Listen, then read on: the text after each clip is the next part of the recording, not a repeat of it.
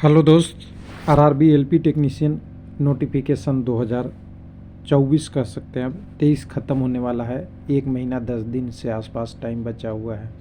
लोगों को उम्मीद कम होते जा रहा है, लेकिन कुछ नोटिफिकेशन उम्मीद जगा रहा है लोगों का।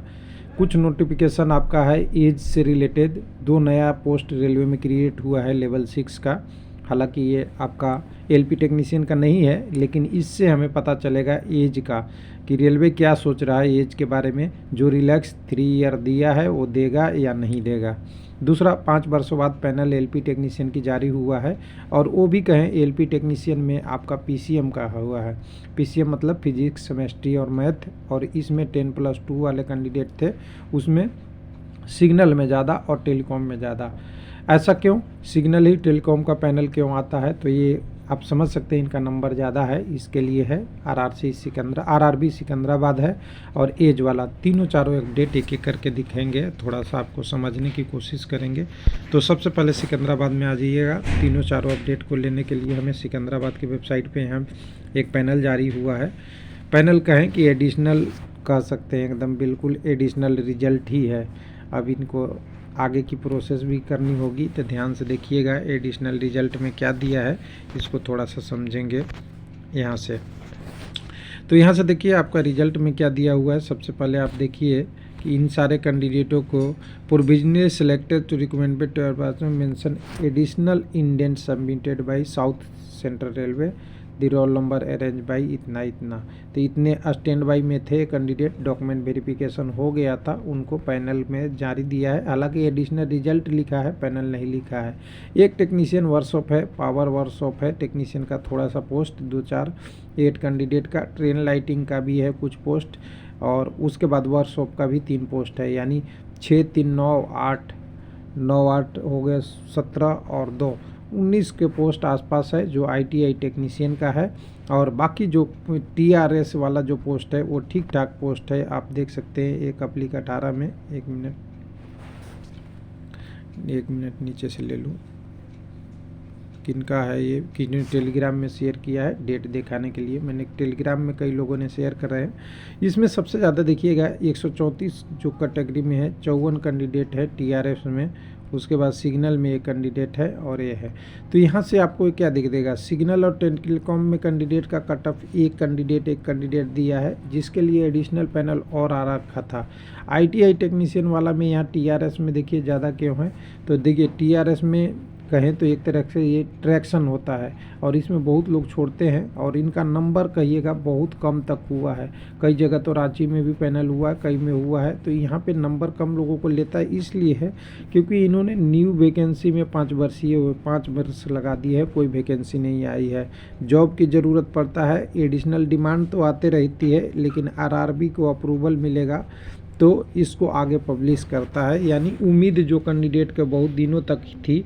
और पीसीएम वाला का यहाँ पे ध्यान दीजिएगा, इसमें पीसीएम वाला का 2 ही है, और इसका पीसीएम वाला का ठीक ठाक पैनल एक बार दोबारा आया था, तो मैक्सिमम लोगों को ले लिया था। लेकिन पीसीएम में ध्यान दीजिएगा कि जी किसी का नंबर 80 है, 82 है, 85 तक था, किसी का 88 तक भी था। ये अच्छे कैंडिडेट होते हैं, कहीं और सेलेक्ट कर जाते हैं, और ये 10+2 टेक्नीशियन वाला को जॉब नहीं करते, जिसके कारण से बहुत सारी सीटें खाली होती रहती है। ये भी एक ध्यान रखिएगा। कई जगहों पे पीसीएम का है, लेकिन इनका कट ऑफ देखेंगे तो बहुत ज़्यादा गया था, और बहुत सारे कैंडिडेट का सिलेक्शन भी नहीं हुआ था।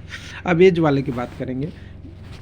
एज वाला के बात कर लिए, 2 चीज़ों को आपको ध्यान से, 1 मिनट हम यहाँ से लेके आए, आपको इस पे लेके आते हैं।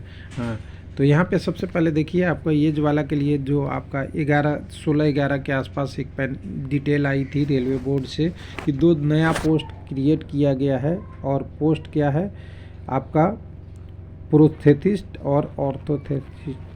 यानी प्रोस्थेटिस्ट क्या होता है, सीधा सा बात बोले कि शरीर का कोई अंग मिसिंग है उसको जोड़ना। यानी किसी का रेलवे में आप पता ही है एक्सीडेंट हो गया, लेग कट गया, पैर कट गया, या पैर का कोई अंगूठा कट गया, या ये सभी का उसको जोड़ने का काम होता है। और यहाँ पे ये आपका ऑर्थोपेसिस्ट है, यानी ये मेडिकल के सारे रिलेटेड पोस्ट है, पैरामेडिकल में जाएगा।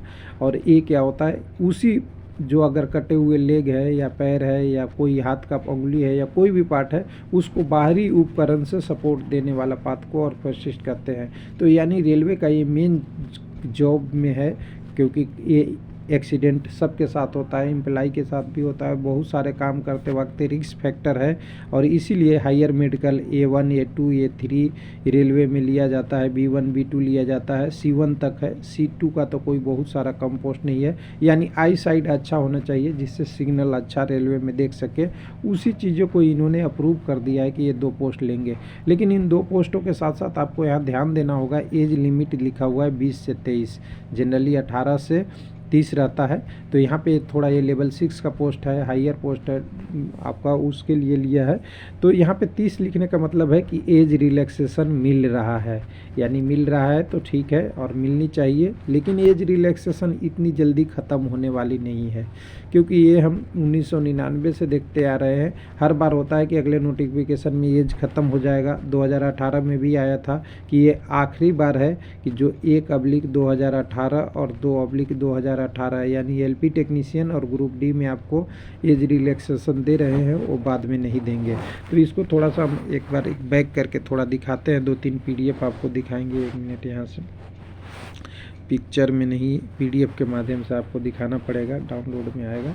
तो डाउनलोड में आपको सबसे पहले अभी जो एज रिलैक्सेशन दिया गया था 2018 LP टेक्नीशियन में, उस नोटिस को आपको RBE 25/2018 में दिया गया था, जिसमें अपर लेवल में डायरेक्ट रिक्रूटमेंट में नॉन गजेटेड पोस्ट के लिए एज रिलैक्सेशन 1/18 और 2/18 तक ही दिया जाएगा।